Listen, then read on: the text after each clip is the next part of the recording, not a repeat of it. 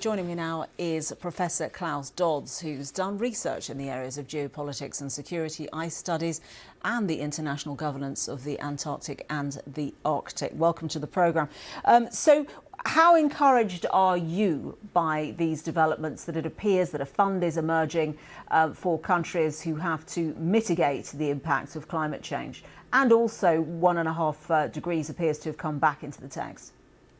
Yeah, I mean, I think this is a really important development, and I think all credit to countries like Pakistan, the host Egypt, who I think have all contributed to keeping the sort of the loss and damage narrative front and center of COP27.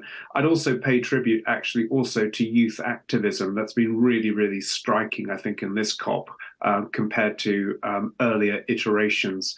And I think in the end, the richer countries who have historically been responsible for climate change emissions, I think are just sort of coming to terms with the fact that there is really no going back. We have to talk and now act on loss and damage. The difficulty now, though, is what is realistically achievable.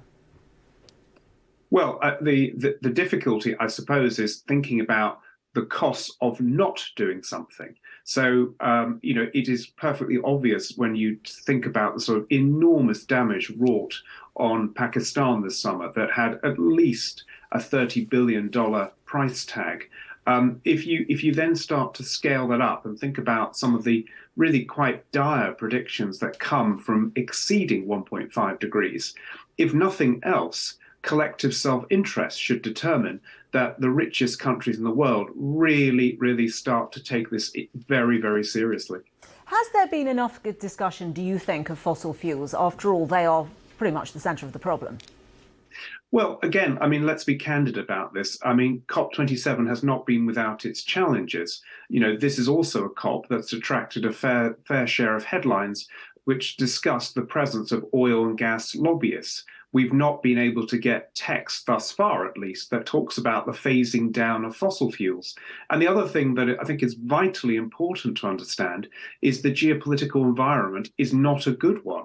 So, of course, at the moment, all the talk has really been about energy security and actually how we continue to need oil and gas as transition fuels in order to secure that energy security. So in that sense, you've got this sort of double whammy of oil and gas lobbyists trying to delay things, and then, of course, a geopolitical situation that seems to suggest that oil and gas need to be part of the energy mix as we deal with the repercussions of Ukraine.